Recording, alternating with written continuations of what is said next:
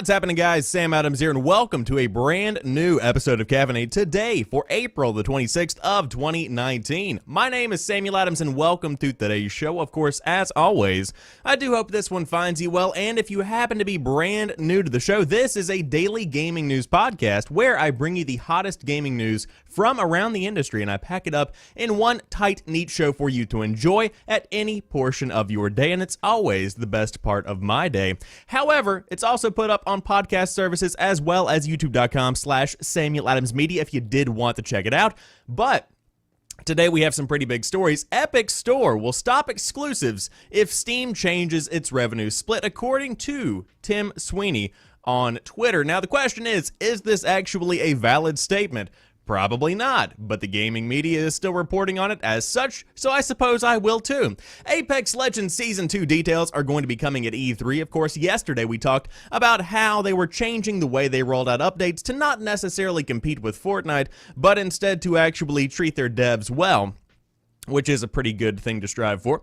So you shouldn't expect any new Titanfall games anytime soon because of the success of Apex Legends. Persona 5S is a Dynasty Warriors meets Persona game.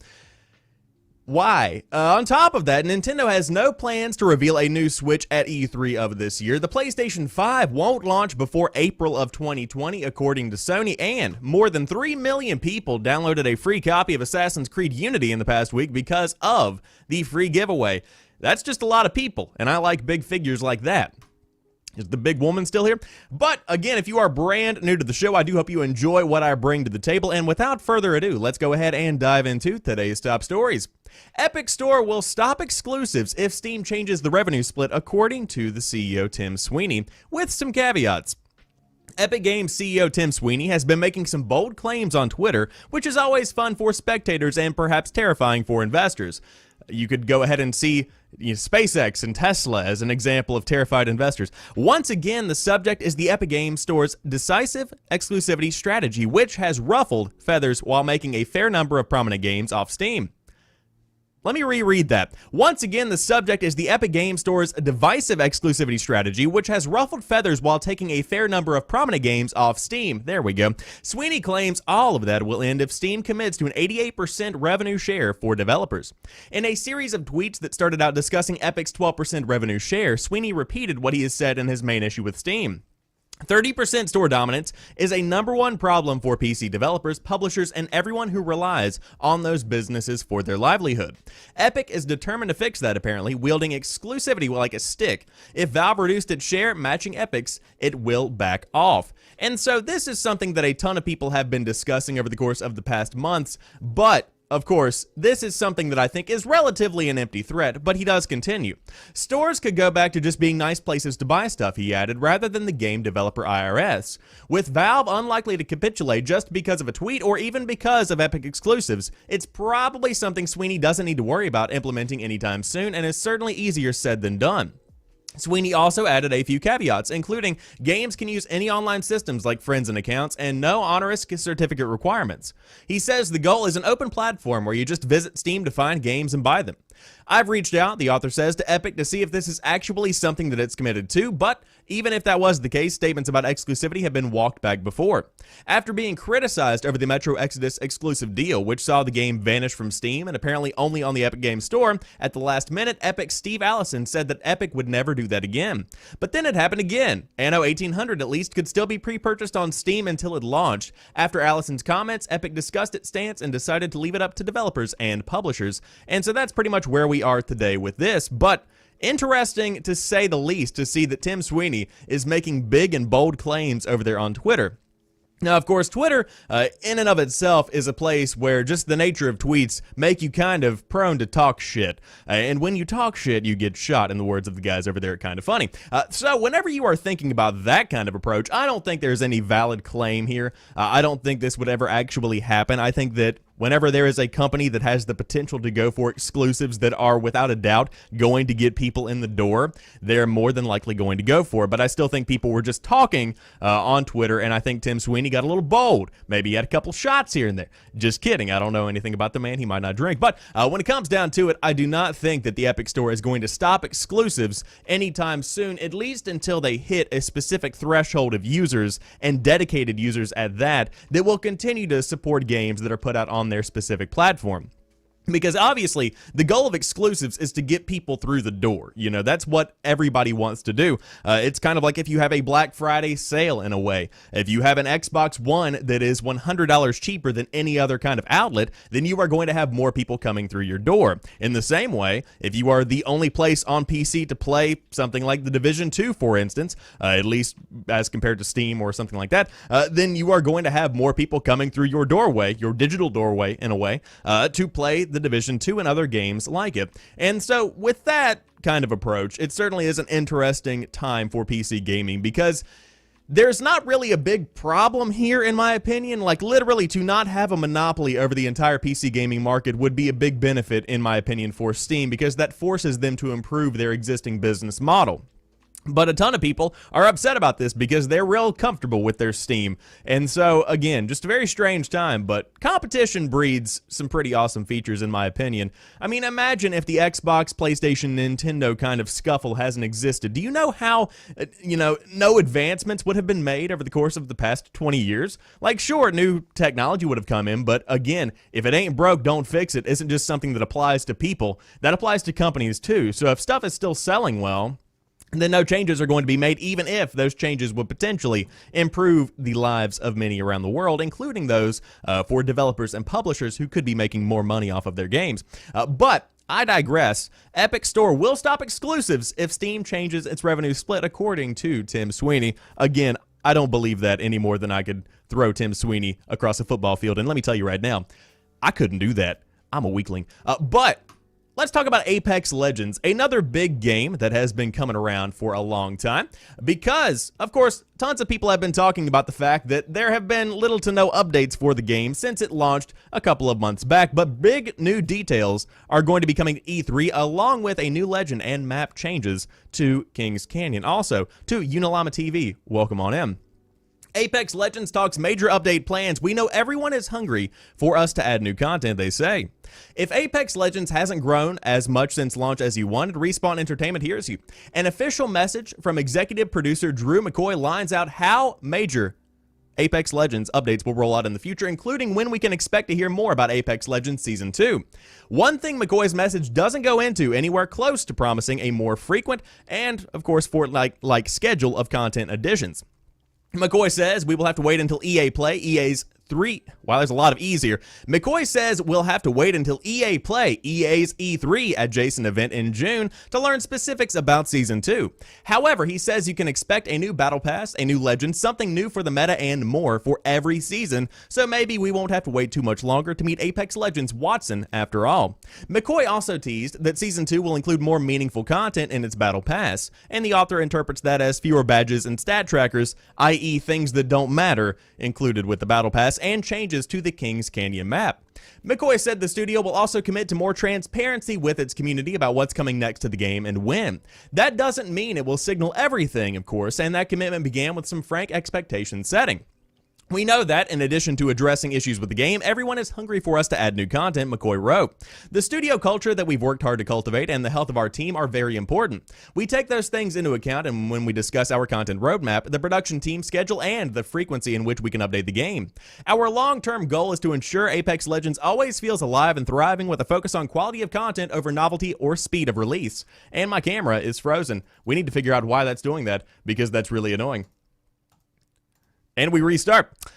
With a focus on quality of content over novelty or speed of release. At the same time, we want to maintain our culture as a development team and avoid crunch that can quickly lead to burnout or worse. I don't think McCoy's trying to start anything here, the author says, but it's tough not to read that part about novelty or speed as a dig at Fortnite, especially given the changes that we've seen over the course of the past couple of days with the narrative around Epic Games, because apparently they're overworking people very drastically and have been for a long time. So whenever you're talking about a battle pass, obviously Fortnite has pretty much set a very high expectation because of weekly updates, tons of new content that comes to the game on a very frequent basis. And so that's pretty much what everybody has come to associate with as the expectation. And that's just not able to be met by a lot of other development companies. And on top of that, I think that if you wait for a while and you allow things to percolate and allow devs to work out all of the kinks, then you could actually end up with some better content. And I think it very well could end up being a big benefit for those that are wanting to get back into Apex Legends. Now, of course, the big thing here from this entire announcement, in my opinion, is the transparency factor, because that's one of the biggest problems that people have when it comes to not only Respawn, but also gaming development studios as a whole. Even if there is something amazing coming down the pipe, if there is no kind of even just small, minute discussion about what that could be, when we could see it, or even just the factor of its existence, if none of that is mentioned, people begin to get a little bit hesitant. People begin to say, "Oh, is this actually happening? Are we actually seeing big updates? Is this going to suck?" That's pretty much what it comes down to.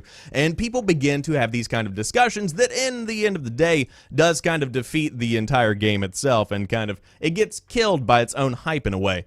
But again, could be a big time at E3 and at EA Play if you did want to get more info about Apex Legends, specifically Season 2. The game itself is fantastic. I'm a big fan of it. It looks really good. And of course, I have played it for probably around 30 or 40 hours since it came out. But without a doubt, exciting times to be a fan of Apex Legends, because although, again, updates haven't come out as frequently as we might have liked, a big future ahead for those at Respawn. However, to Wolfpacker in the chat, good morning, my friend. Good to see you. And on top of that, Titanfall could be put off for a good long while because of Apex Legends, which is somewhat disappointing to a lot of people, including myself. But hey, Apex Legends is pretty good. Don't expect a new Titanfall game anytime soon. A necessary casualty of Apex Legends' success, it appears to be. A video game's business fallacy that outside observers often buy into is that games get canceled for one another. For instance, Scalebound got canned so Crackdown 3 could get made. That's not how it works. Also, if that were true, what a terrible trade-off that was. However, within single studios, some games absolutely get prioritized over others. That's what's happening with any possible Titanfall sequels right now. Respawn has found such rousing success with Apex Legends, it has to put Titanfall on the back burner. EA and Respawn have released a lengthy statement about future Apex Legends, and the developer notes that there are two distinct teams within the studio that each have their own projects. The Star Wars Jedi Fallen Order team only works on Star Wars, and Respawn won't move resources from one game to another. However, that only applies to what's already in development. In order to properly pay attention to Apex Legends, it has to sacrifice something, and that something is Titanfall, Respawn says. In order to fully support Apex Legends, we are pushing out plans for future Titanfall games. Strike while the iron's hot and all of that, as the saying goes.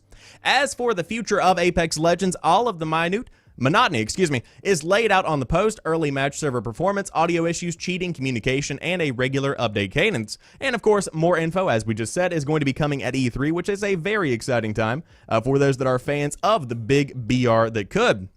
And so, of course, is this shocking? Not particularly, in my opinion, because again, the entire game, everything in Apex Legends is set within the Titanfall universe. And, of course, Apex Legends, specifically its multiplayer, garnered more attention than the entirety of Titanfall 2 did throughout its entire life. And, of course, Titanfall 2 is still alive and well. In fact, it actually saw a large boost because of Apex Legends. And so if you did want to go back and check it out, I would highly encourage that, especially if you are on console, where it's just a rousing success at the moment because tons of people are coming back to play.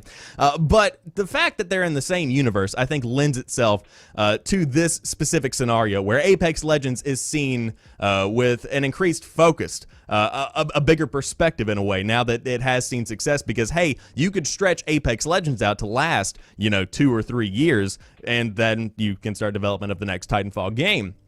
However, what I do want to say is that the success of Apex Legends and the fact that the guns, the weapon system itself, pretty much everything about the game screams Titanfall. It is literally just like Titanfall 2 when it comes to how the game feels, how the game's control. It is just an echo of Titanfall. And so I think that if anything here, we are solidifying the future of Titanfall, because before with Titanfall 2, it wasn't necessarily a rousing success, and that was mainly due to a bad release date, which had some big games around it that were not nearly as good as Titanfall, but also that had bigger names. And so now that people kind of have gotten a feel for Apex Legends, now that in the minds of a lot of people, Apex Legends is affiliated with Titanfall, that connection has been made and more people would be willing to go out and buy a Titanfall 3 or whatever the next one may be. So, of course, this is good news in my opinion, because again, I love Titanfall. I love Apex Legends. The guns themselves control very well. The map is fantastic. I love the lore behind it. A lot of cool stuff coming down the pipe, and I cannot wait to see what happens with Season 2 and beyond. But, again, no Titanfall coming soon because of Apex Legends, which, again, is a pretty fair trade-off. And, again, a much better trade-off than Scalebound getting canned for Crackdown 3, if that were to actually be the case, which, again, it's probably not. But, wow, what a bad trade-off that was. I'll also tell you some bad trade-offs. Persona 5S is a Dynasty Warriors meets Persona game.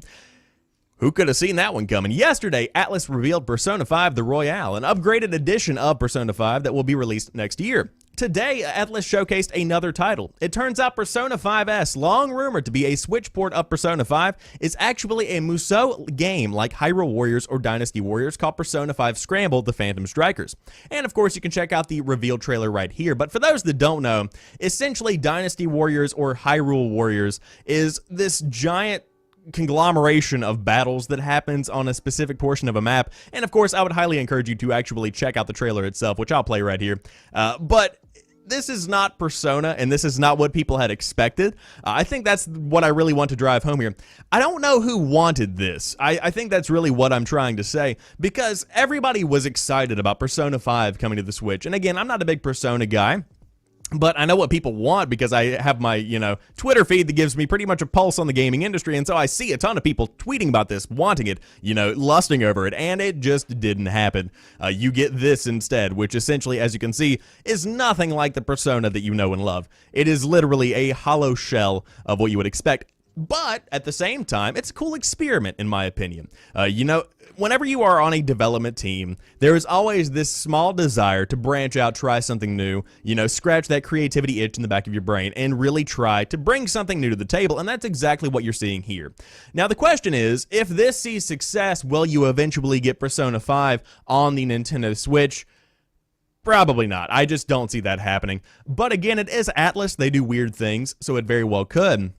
But again, Persona 5 has been out for such a long time that I just don't see a version of it coming to the Switch being profitable, or at least, enough so that it warrants bringing it and porting it to the Nintendo Switch. But this is an interesting game. Again, not what people necessarily wanted, but it's what we've got. So if you did want to get a Persona game on your Switch, this could be a pretty big deal. Of course, also coming to the PlayStation 4 as well, if you did want to check it out. But sort of disappointing because, hey, who wanted this? Who signed these papers?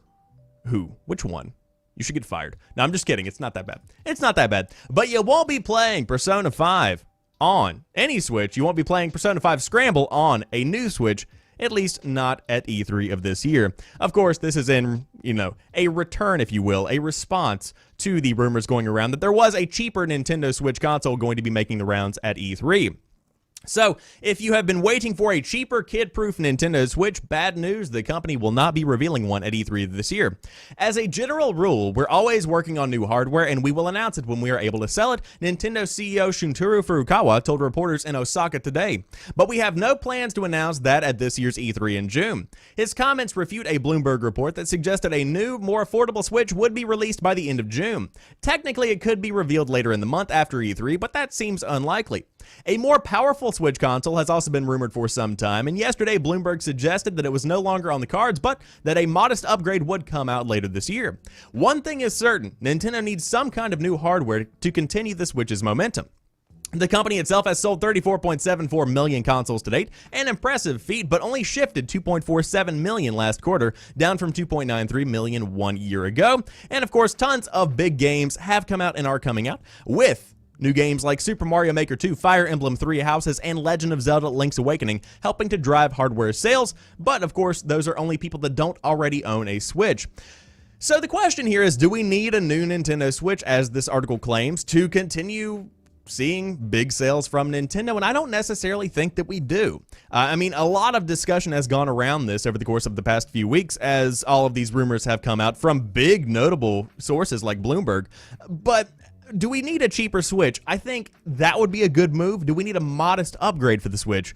Potentially, but it's not a necessity. None of these are necessities because the Nintendo Switch is still relatively affordable in the grand scheme of things. For $300, which again is not just chunk change, don't get me wrong, but for $300 you get one of the coolest handheld / hybrid consoles ever created by man. It's a really, really cool console. Now, of course, not as powerful as something like a PS4 Pro or an Xbox One X, but the Switch has a nice charm to it. It's a really cool little piece of hardware. And so to have a newer, cheaper model of the Switch that might make a couple of caveats here and there and knock the price down to between $200 and $250 could definitely sell well, and you would see a big boost in sales from that. But is it a necessity? I don't know. And so to see it not coming to E3 is not necessarily shocking. But again, it could come out sometime this summer. That's when the rumors have been circulating. But again, is there a necessity? Is there a market for this? Do you think people would buy this? I am kind of up in the air about it. Now, in my personal opinion, would I buy one? As somebody who has had a Switch before, sold one because I didn't use it, potentially, depending on the price point. You know, there are some really cool games that are out on the Switch right now, including first-party and third-party exclusives. So it's a pretty cool little console, but we will see what happens throughout the course of 2019. Again, the realm is wide open. The field is ready for play, so if they do want to release one, this is the best time to do it.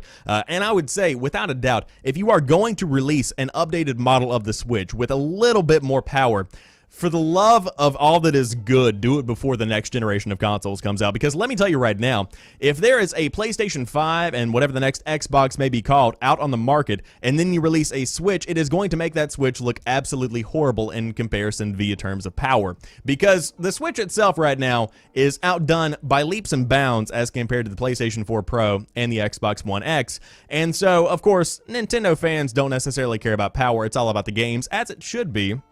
But still, it's nice to have that kind of narrative where it's like, hey, a little bit more powerful Nintendo Switch, getting close to the PS4, getting close to the Xbox One S. But again, if the next generation rolls out, that's not happening. That's not happening at all. So with that being said, they should probably get that done before April of 2020, because the PlayStation 5 won't launch before April of 2020, according to Sony. Sony may have begun talking openly about the PlayStation 5, of course, in reference to a Wired article that came out last week, but it's still a long way from going on sale. Today, Sony said it would not release PS5 for at least another 12 months, pushing its arrival to May 2020 at the absolute earliest, according to the Wall Street Journal.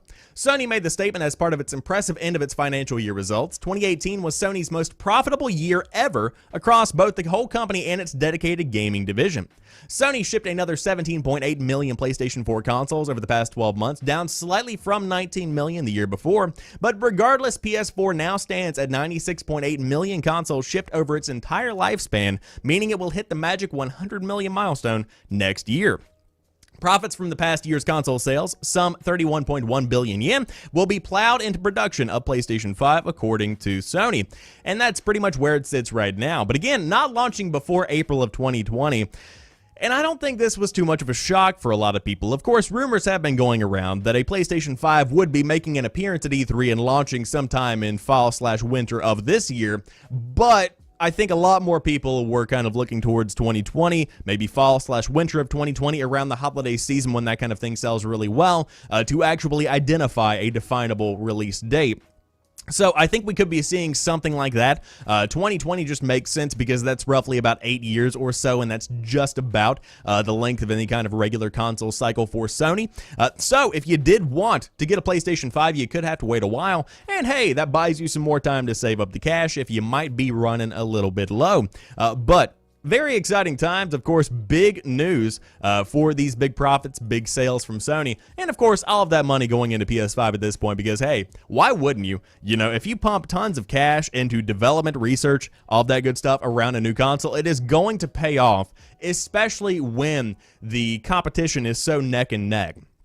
because whenever you have Xbox bringing it to the table, reportedly, a lot of big news going to be coming at this year's E3. But whenever you have Xbox actually presenting a really, really cool looking piece of hardware at E3, then you could actually, be you could be worried a little bit, because up until this point, nobody's ever said, hey, the Xbox One S, you know what's worse than that? The PlayStation 4 Pro. Like, no one ever says these things. And so to actually have genuine competition again, head to head, is something that is very, very exciting, and of course going to be great for gamers, because as I said with the Epic Game Store conversation, competition just breeds better products. That's pretty much what it comes down to, and that's what makes me very excited. But of course, last week I talked about a free game for you, which was Assassin's Creed Unity, the Notre Dame burned down in a terrible, destructive, history-engulfing flame. And so, obviously, as they would, Ubisoft gave you a free game, because, hey, that just makes sense. But more than 3 million people downloaded a free copy of Assassin's Creed Unity in the past week. You could call it a revolution. One of the most notorious Assassin's Creed games has found a new life 5 years after launch. In the wake of the Notre Dame fire in Paris, Ubisoft ran a promotion where it gave away Assassin's Creed Unity for free on PC. The Notre Dame Cathedral is that game's stunning centerpiece after all. Of course, for those that don't know, during the French Revolution, it was used as a food warehouse, and also kind of like a, I guess you could say, a home base, if you will, for the revolutionaries. People gobbled it up. Now that the giveaway is over, the Hollywood Reporter states that Assassin's Creed Unity has been downloaded more than 3 million times in the past week. Also, users took to Steam to reverse review bomb the game, leaving large swaths of positive feedback in response to Ubisoft's promotion. Because again, for those that don't know, to update you on more history that's a bit more recent than the Notre Dame itself, the game when it came out was not good. It was really rough around the edges because of the leap in generation between PS3 and PS4 and Xbox 360 and Xbox One. It was, of course, the first game that made the leap entirely not having any kind of existing version on the previous generation of consoles. And so, with that new tech came a couple of issues here and there. But there are two Notre Dame angles that concern Ubisoft. The French publisher has pledged to donate €500,000 to help restore the church. And additionally, there is talk that Assassin's Creed Unity is in-game recreation, might be used to help rebuild the Notre Dame Cathedral. Of course, it was pretty much studied for 2 years exclusively, with internal scans taken to accurately recreate every single brick. So that's pretty useful. It also took some extremely unfortunate circumstances, but Assassin's Creed Unity is eerily relevant again. So again, if you did get that free copy, congratulations. I always try and let you guys know when pretty good deals do roll down the pipe, and I think I do pretty well in that. I might miss a couple here and there, but that's a pretty good one right there. I would love to know how many people actually opened the game, because I have it installed. I went and downloaded it, and I got my free game, but I haven't had the chance to play it.